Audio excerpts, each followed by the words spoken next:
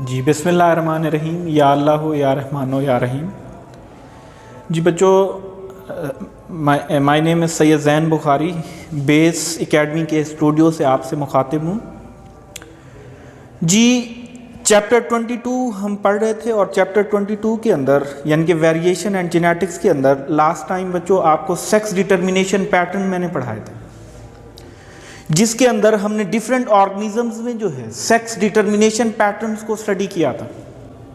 आज के लेक्चर के अंदर आपको जो मैं पढ़ाऊंगा वो है बेटा सेक्स लिंकेज इन ह्यूमंस, कि इंसान के अंदर जो सेक्स लिंक्ड है यानी कि सेक्स लिंकेज रिलेशनशिप किस तरह का है। अगर इंसान की बात की जाए तो बेटा ह्यूमंस के अंदर, इंसान के अंदर टोटल 46 क्रोमोसोम्स हैं। इन 46 क्रोमोसोम से मुराद ये है कि ह्यूमंस के अंदर 23 पेयर ऑफ क्रोमोसोम्स, जिनमें से 22 पेयर ऑफ क्रोमोसोम जो है इन्हें हम ऑटोसोम्स का नाम देते हैं। ऑटोसोम से मुराद ये है क्योंकि ये ऐसे क्रोमोसोम्स हैं जो कि सेक्स डिटर्मिनेशन पैटर्न के अंदर पार्टिसिपेट नहीं करते, सेक्स डिटर्मिनेशन पैटर्न के अंदर ये क्रोमोसोम जो है इन्वॉल्व नहीं होते। इस वजह से जो है इन क्रोमोसोम्स को हम क्या कहते हैं, ऑटोसोम्स कहते हैं। अब ये जो 23rd पेयर ऑफ क्रोमोसोम है इसे हम सेक्स क्रोमोसोम कहते हैं। इसे सेक्स क्रोमोसोम क्यों कहा जाता है बेटा? क्योंकि ये ऐसा क्रोमोसोम का पेयर है जो कि हमारे अंदर जो है सेक्स डिटर्मिनेशन का बहस बनता है। मेलनेस या फीमेलनेस की जो खसूसियात हैं वो इसी क्रोमोसोम की वजह से इंसान के अंदर अपीयर होती हैं। इस वजह से लास्ट पेयर ऑफ क्रोमोसोम यानी कि हमारा जो 23rd पेयर ऑफ क्रोमोसोम है ये क्या है, हमारा सेक्स पेयर है यानी कि sex chromosome. Actually in sex chromosome पर जो है कुछ जीन्स पाए जाते हैं और उन जीन्स को हम कहते हैं सेक्स लिंक्ड जीन्स।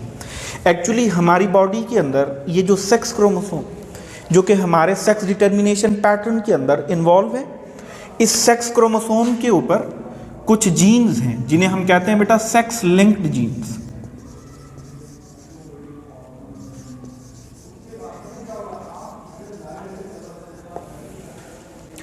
अब सेक्स लिंक्ड जीन्स को स्टडी करने के लिए यानी कि हमारे सेक्स क्रोमोसोम पर मौजूद इन सेक्स लिंक्ड जीन्स को जो है स्टडी करते हैं। स्टडी करने के लिए हम इंसान की जो है वो पेडिग्री को स्टडी करते हैं, क्योंकि बेटा हम ड्रोसोफिला की तरह इंसान का क्रॉस नहीं करवा सकते, इंसान की ब्रीडिंग जो है वो अलाउ नहीं है। तब हम क्या करते हैं बेटा, इन सेक्स लिंक्ड जीन्स को, सेक्स क्रोमोसोम पर मौजूद इन सेक्स लिंक्ड जीन्स को जो कि हमारे अंदर सेक्स डिटर्मिनेशन पैटर्न के अंदर या हमारे अंदर सेक्स रिलेटेड करैक्टर्स जो है वो पैदा कर रहे हैं, इनको स्टडी करने के लिए हम क्या करते हैं बेटा, इंसान की पेडिग्री को देखते हैं। पेडिग्री से मुराद ये है कि हम इंसान के शजरा नसब को देखते हैं, या इसे रेट्रोस्पेक्टिव स्टडी भी कहते हैं। यानी कि हम क्या करेंगे बेटा, क्योंकि human trials are not possible, हम जानते हैं कि हम इंसान के क्रॉस जो है वो नहीं कर सकते। इंसान की जो है ऐसा नहीं है कि हम इंसान को पकड़ें और उनके क्रॉस करवाएं। सो इंसान की जेनेटिक्स को स्टडी करने के लिए हमारे पास जो है वो क्या है बेटा, हम उसको पेडिग्री को देखते हैं। हम इंसान के अंदर उसके शजरा नसब को स्टडी करते हैं, जिसकी वजह से हमें उसकी जेनेटिक्स को स्टडी करने में आसानी होती है। ठीक है, पेडिग्री, शजरा नसब, यानी कि human trials are not possible due to ethical issues, क्योंकि हमारा मज़हब जो है इस बात की इजाज़त नहीं देता कि हम इंसान की जो है वो ब्रीडिंग कर, इंसान के क्रॉस करवाएं। तब हम क्या करते हैं बेटा, इंसान की जो है पेडिग्री देखते हैं। यानी कि एक चाइल्ड है, हम उसके पेरेंट्स को देखेंगे, फिर उसके पेरेंट्स को देखेंगे, तो इस स्टडी को जो है हम क्या कहते हैं बेटा, रेट्रोस्पेक्टिव स्टडी का नाम देते हैं, कि हम उसके शजरा नसब को देखने जा रहे हैं। जी सेक्स लिंकेज के अंदर जिन ट्रेड्स को जो है, जिन जीन्स को हमने स्टडी करना है बेटा, उन्हें कहा जाता है एक्स लिंक ट्रेड्स। ठीक है, आज के लेक्चर के अंदर मैं सिर्फ एक्स लिंक ट्रेड्स को एक्सप्लेन करूंगा। ठीक है, वाई लिंक ट्रेड्स को जो है हम नेक्स्ट लेक्चर के अंदर स्टडी करेंगे। एक्स लिंक ट्रेड से मुराद ये है कि ऐसे क्रोमोसोम जो कि, ऐसे जीन्स जो कि हमारे एक्स क्रोमोसोम पर जो है लोकेट करते हैं, यानी कि हमारी बॉडी के अंदर ऐसे क्रोमोसोम, ऐसे जीन्स जो कि हमारे सेक्स क्रोमोसोम, जिसका नाम क्या है, एक्स क्रोमोसोम, एक्स क्रोमोसोम पर लोकेट करने वाले जीन्स को जो है हम स्टडी करने जा रहे हैं। अब एक्स लिंक ट्रेड्स के अंदर एक होते हैं बेटा डोमिनेंट ट्रेड्स और दूसरे जो है मैंने लिखा हुआ है रिसेसिव ट्रेड्स, यानी कि एक्स लिंक ट्रेड्स में कुछ हैं जो कि रिसेसिव ट्रेड्स और कुछ हैं बेटा जिन्हें एक्स लिंक डोमिनेंट ट्रेड्स का नाम दिया जाता है। अब एक्स लिंक रिसेसिव ट्रेड से मुराद ये है कि अगर किसी भी ऑर्गेनिज्म के अंदर किसी भी एक्स क्रोमोसोम पर मौजूद एक जीन, यानी कि ये जीन्स की अल्टरनेटिव फॉर्म है जिन्हें हम एलील्स का नाम देते हैं। अब क्या हो बेटा, अगर ऐसा हो जाए कि जो काउंटर पार्ट है, यानी कि ये जो काउंटर अलील है, ये एक्चुअल पार्ट पे क्या हो जाए बेटा, डोमिनेंट हो जाए। होता तो अक्सर ये है कि बेटा हमेशा जो डोमिनेंट अलील है ये अपनी खसूसियात को तो जाहिर करता है, रिसेसिव अलील की जो करैक्टर्स हैं उनको जाहिर नहीं होने देता। डोमिनेंट रिसेसिव रिलेशनशिप के अंदर आपने जो है ये स्टडी किया था, लेकिन एक्स लिंक रिसेसिव ट्रेड्स के अंदर ये होगा कि ये जो काउंटर अलील है ये एक्चुअल अलील पे क्या हो जाएगा बेटा, डोमिनेंट हो जाएगा। जबकि एक्स लिंक डोमिनेंट ट्रेड्स के अंदर वही होगा कि ये जो डोमिनेंट अलील है ये क्या करेगा, रिसेसिव पर डोमिनेंट हो जाएगा। उसके बाद जी एक्स लिंक रिसेसिव ट्रेड्स के अंदर एक बीमारी है जिसे हम कहते हैं बेटा हीमोफीलिया। हीमोफीलिया और कलर ब्लाइंडनेस ये एक्स लिंक रिसेसिव ट्रेड्स की बीमारियां हैं, यानी कि एक्स लिंक जीन्स अपने करैक्टर्स को जो है डिजीज की शक्ल में क्या कर रहे हैं बेटा, जाहिर कर रहे हैं। जबकि एक्स लिंक डोमिनेंट ट्रेड्स के अंदर एक बीमारी है जिसे कहा जाता है विटामिन डी रिकेट्स। ठीक है, एक्स लिंक रिसेसिव ट्रेड्स के अंदर एक डिजीज है जिसका नाम है हीमोफीलिया और कलर ब्लाइंडनेस। ये एक्स लिंक रिसेसिव ट्रेड की एक बीमारी है। ये दोनों बीमारियां जो है वो हमारे एक्स लिंक रिसेसिव ट्रेड्स की वजह से अपेयर हो रही है। जबकि एक बीमारी है जिसे कहा जाता है एक्स लिंक डोमिनेंट ट्रेड्स, जिसका नाम है विटामिन डी रिकेट्स या फिर इसे बेटा हाइपोफास्फेटेमिक डिजीज भी कहा जाता है। ये बोन्स की एक बीमारी। हीमोफीलिया के अंदर ब्लीडिंग डिसऑर्डर है, खून जो है उसकी क्लॉटिंग नहीं होती। कलर ब्लाइंडनेस के अंदर सीइंग प्रॉब्लम है, यानी कि इंसान को जो है वो देखने में मुश्किल होती है। कलर्स के अंदर उसे फर्क करने में जो है वो मसला होता है। अब एक्स लिंक्ड रिसेसिव ट्रेड्स के अंदर जेनेटिक्स ऑफ हीमोफीलिया मैं पढ़ाने जा रहा हूँ। जेनेटिक्स ऑफ हीमोफीलिया जो कि एक ब्लीडिंग डिसऑर्डर, क्योंकि बच्चे इस बीमारी के अंदर इंसान का जो ब्लड है वो क्लॉट नहीं होता, ब्लड की क्लॉटिंग जो है वो रुक जाती है। अब क्या होगा बेटा, हीमोफीलिया जो है यानी कि एक जीन है, यानी कि ये एक एक्स क्रोमोसोम है जिस पर मैंने एक जीन दिखाया है। अब मैं आपको जेनेटिक्स ऑफ हीमोफीलिया पढ़ा रहा हूँ कि हीमोफीलिया जो कि एक ब्लीडिंग डिसऑर्डर है ये किस तरह फैमिली टू फैमिली रन करती है। एक क्रोमोसोम पर जो है ये मैंने जीन दिखाया है जो कि एक यानी कि स्मॉल लेटर के अंदर एक मैंने एच जीन जो है वो एक्स क्रोमोसोम पर जाहिर किया, जो कि क्या है बेटा, एक हीमोफीलिया का जीन। जबकि दूसरे क्रोमोसोम पर मैंने कैपिटल लेटर्स के अंदर एक जीन जो है यानी कि कैपिटल लेटर में एच जीन जो है जाहिर किया, जो कि क्या है बेटा, एक नॉर्मल जीन। हमेशा हीमोफीलिया के अंदर जो मादर है ये कैरियर होती है। ठीक है जी, हमेशा हीमोफीलिया के अंदर मादर जो है कैरियर होती है। कैरियर से मुराद ये है कि हीमोफिलिक जीन जो है अपने ऑफस्प्रिंग्स के अंदर, अपने बच्चों के अंदर जो जीन ट्रांसफर करती है वो मदर है, यानी कि इस केस के अंदर हीमोफीलिया के अंदर जो मदर है वो कैरियर है। अब बेटा नॉर्मल मेल है और मेरे पास क्या थी, एक हीमोफिलिक फीमेल थी, एक कैरियर मदर थी। मैंने उसका क्रॉस करवाया नॉर्मल मेल से, तो according to law of segregation both alleles of a gene they will segregate during gamete formation. हमेशा गैमेटोजेनेसिस के अंदर, गैमेटोजेनेसिस के दौरान क्या होगा, जब गैमेट्स फॉर्मेशन होगी तो जीन्स के जो दोनों अलील्स हैं ये क्या हो जाएंगे, एक दूसरे से सेग्रीगेट हो जाएंगे, अलहदा हो जाएंगे। ठीक है बेटा, तो इधर हमारे पास यानी कि गैमेटोजेनेसिस में हम लॉ ऑफ सेग्रीगेशन अप्लाई करते हैं। हमारे पास जो पॉसिबल गैमेट्स थे वो 2 थे और इधर भी हमारे पास पॉसिबल गैमेट्स क्या थे, 2 थे। फिर हमने क्या किया बेटा, फर्टिलाइजेशन की। ठीक है, जब इनकी फर्टिलाइजेशन हुई तो फर्टिलाइजेशन के अंदर हमेशा से हम मेंडल का जो लॉ जो है अप्लाई करते हैं बेटा, उसे कहा जाता है लॉ ऑफ इंडिपेंडेंट असॉर्ट। अब यहाँ पे जो है वो फर्टिलाइजेशन यानी कि ये गैमेट्स यूनाइट करेंगे, ये गैमेट्स एक दूसरे के साथ फ्यूज करेंगे।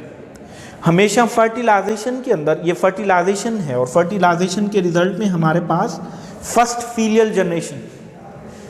फर्स्ट फीलियल जनरेशन के अंदर यानी कि फर्टिलाइजेशन में जब हमने लॉ ऑफ इंडिपेंडेंट असार्टमेंट को अप्लाई किया तो हमारे पास जो है वो फर्स्ट फीलियल जनरेशन आई।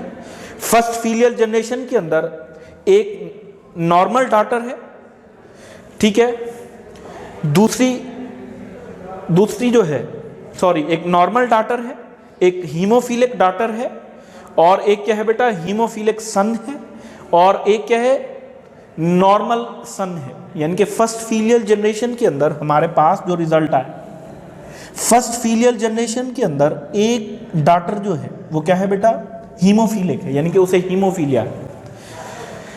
एक डॉटर जो है वो ऐसी है जो नॉर्मल है, एक सन जो है वो ऐसा है जो कि क्या है हीमोफिलिक है, उसके अंदर हीमोफीलिया का जीन मौजूद है, जबकि एक सन जो है वो क्या है जी नॉर्मल है।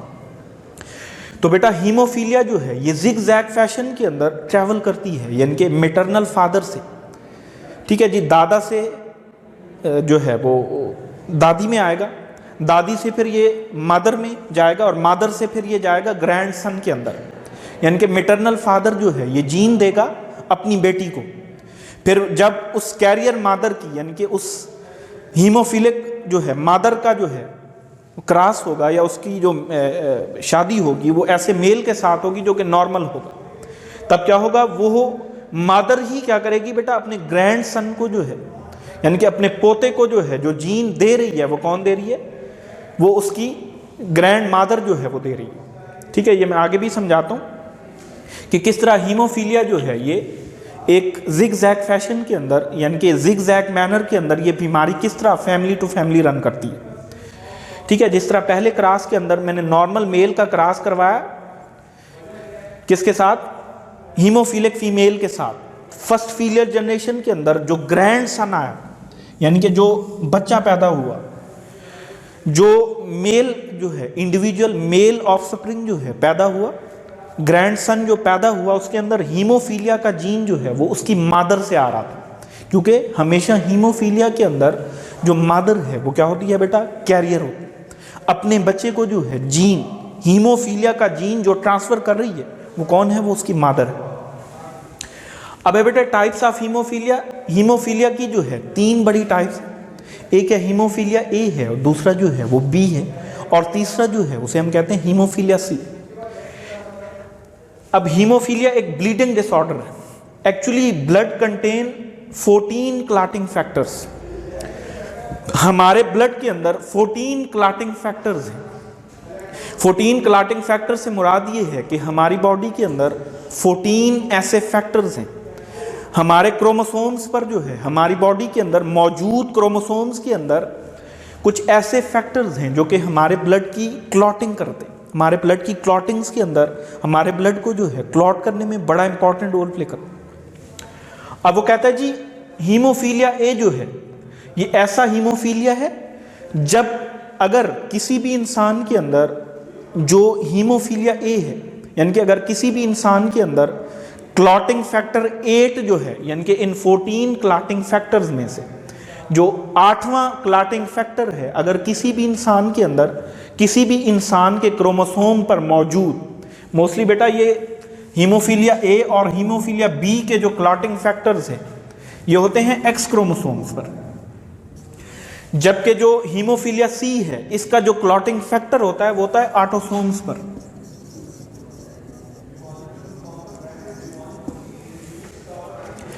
अब वो कहता है जी अगर किसी भी इंसान के अंदर किसी भी ह्यूमन बीइंग के अंदर एक्स क्रोमोसोम पर मौजूद जो क्लॉटिंग फैक्टर है यानी कि अगर इस एक्स क्रोमोसोम पर यानी कि बॉडी के अंदर इन एक्स क्रोमोसोम्स पर मौजूद 8वां जो क्लॉटिंग फैक्टर है वो मिसिंग है या वो एबनॉर्मल है या वो सही से काम नहीं कर रहा, तो उसकी वजह से जो हीमोफीलिया होगा उसे हम कहते हैं बेटा haemophilia A.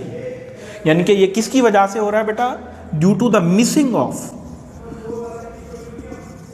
Clotting factor number 8। ठीक है जी, हीमोफीलिया ए जो है ये ऐसा हीमोफीलिया है जो कि हमारी बॉडी के अंदर 8वां जो फैक्टर है 8वां क्लॉटिंग फैक्टर अगर हमारी बॉडी के अंदर मिसिंग है या नॉन फंक्शनल है तो उसकी वजह से जो हमें हीमोफीलिया होगा, क्योंकि हमारे ब्लड के अंदर मैंने पहले बताया 14 क्लॉटिंग फैक्टर्स, इन 14 क्लॉटिंग फैक्टर्स में से अगर 8वां क्लॉटिंग फैक्टर जो है वो सही से काम नहीं कर रहा, वो मिसिंग है, नॉन फंक्शनल है, तो उसकी वजह से जो हीमोफीलिया होगा वो है, उसे हम कहते हैं बेटा हीमोफीलिया ए। और जो सबसे ज़्यादा अबंडेंट है हीमोफीलिया ए, जो 80% तक लोगों के अंदर पाया जाता है। दूसरा है बेटा हीमोफीलिया बी, वो कहता है जी अगर किसी भी इंसान के अंदर इन एक्स क्रोमोसोम्स पर मौजूद क्लॉटिंग फैक्टर 9 जो है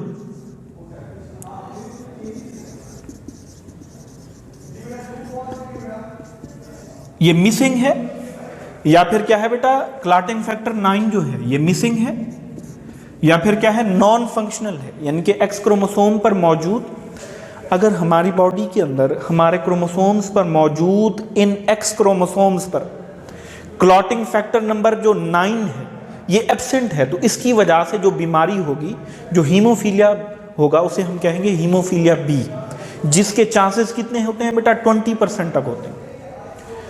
अगर किसी भी इंसान के अंदर क्लॉटिंग फैक्टर जो है 11 नहीं है, तो इसकी वजह से जो हीमोफीलिया होगा उसको हम क्या कहेंगे बेटा हीमोफीलिया सी का नाम है। हीमोफीलिया ए जो कि क्लॉटिंग फैक्टर 8 के ना होने की वजह से हो रहा है, हीमोफीलिया बी जो कि क्लॉटिंग फैक्टर जो है वो 9 की एब्सेंस की वजह से हो रहा है, हीमोफीलिया सी जो कि क्लॉटिंग फैक्टर नंबर 11 की एब्सेंस की वजह से, मिसिंग की वजह से या नॉन फंक्शनल होने की वजह से इंसान के अंदर जो है वो अपेयर हो रहा है, और इसके चांसेस जो है वो कितने होते हैं बेटा जस्ट 1% तक होते हैं। अब मैं आपको जो है हीमोफीलिया किस तरह जिग जैग फैशन के अंदर ट्रांसफर होता है ये मैं आपको पढ़ाने जा रहा हूं।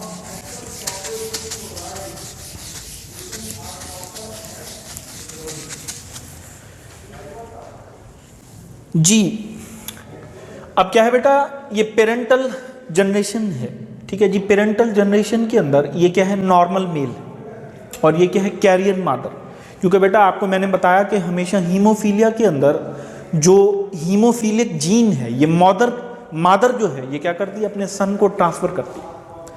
लेट्स सपोज बेटा यहां पर जो मादर है वो नॉर्मल है, ठीक है, मादर जो है इस केस में क्या है बेटा नॉर्मल है, और फादर के अंदर यानी कि म्यूटेशन आ जाती है। हम जानते हैं बेटा जितने भी जेनेटिक डिसऑर्डर्स, जितनी भी जेनेटिक जो है डिजीज हैं ये हमेशा म्यूटेशंस की वजह से होती है। अब हमारे पास जो है नॉर्मल मेल है और नॉर्मल ही क्या है बेटा फीमेल है। अब क्या हो, अगर किसी भी वजह से, कुछ फैक्टर्स की वजह से, इन्वायरमेंटल फैक्टर्स की वजह से, ड्रग्स की वजह से ऐसा हो जाए कि अगर नॉर्मल जो मेल है इसका जीन जो कि पहले नॉर्मल था, म्यूटेशन की वजह से वो क्या हो जाए हीमोफीलिक जीन बन जाए, यानी कि वो इंसान जो पहले नॉर्मल था म्यूटेशन की वजह से जो है अगर उसे हीमोफीलिया हो जाए तो उसके बाद क्या होगा बेटा, जब हम इस हीमोफीलिक मेल का जो है वो क्रॉस करवाएंगे किसके साथ, नॉर्मल फीमेल के साथ। If somehow a mutation occurs, ठीक है बेटा, अगर ऐसा हो जाए कि नॉर्मल मेल जो है जिसके अंदर नॉर्मल हीमोफीलिक जीन था, अगर इसके अंदर म्यूटेशन आ जाए और म्यूटेशन की वजह से इस इंसान के अंदर हीमोफीलिक जीन जो है वो पैदा हो जाए, यानी कि अब हीमोफीलिक फादर है जिसका हम क्रॉस करवा रहे हैं विद नॉर्मल मदर के साथ, according to law of segregation क्या होगा जी, पहले इनके क्या बनेंगे बेटा पॉसिबल गैमेट्स बनेंगे।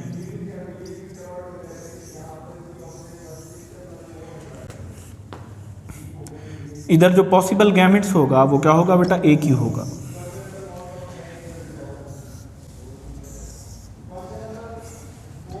X capital H, x small H,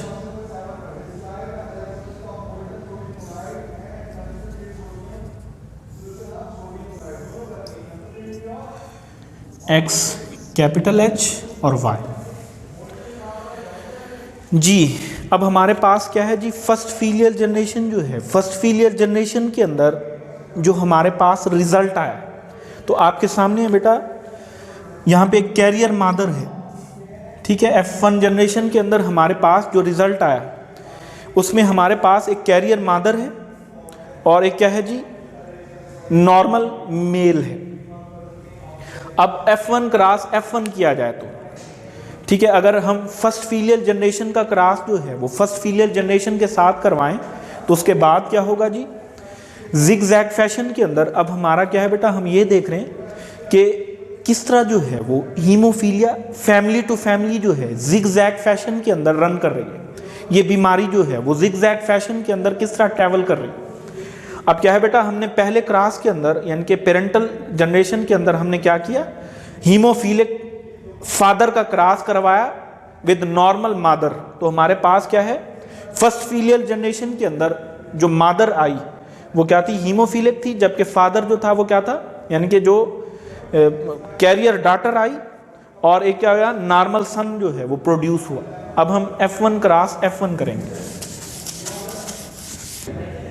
जी। उसके बाद बेटा F1 क्रॉस F1 करवाने से हमारे पास जो सेकंड फीलियल जनरेशन आई, सेकंड फीलियल जनरेशन के अंदर हमारे पास जो बेटा पैदा हो यानी कि ग्रैंड सन जो प्रोड्यूस हुआ, यानी कि पहले हमने क्या किया था, हीमोफीलिक फादर जो है उसका नॉर्मल मादर के साथ जो है क्रॉस करवाया, तो हमारे पास फर्स्ट फीलियल जनरेशन के अंदर कैरियर मादर आई।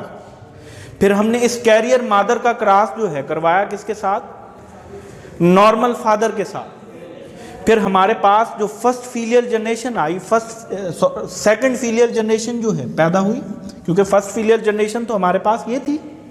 सेकंड फीलियल जनरेशन के अंदर हमारे पास जो ग्रैंड सन आया उसके अंदर क्या था बेटा, जो जीन था वो कहाँ से आ रहा था, उसकी मदर से आ रहा था। तो इससे साबित हो गया जी, जो जेनेटिक डिसऑर्डर्स हैं, हीमोफीलिया जो है ये ऐसी बीमारी है जो कि जिगजैग फैशन के अंदर ट्रैवल कर रही है, यानी कि मैटरनल फादर से जो है ये किस में आएगी,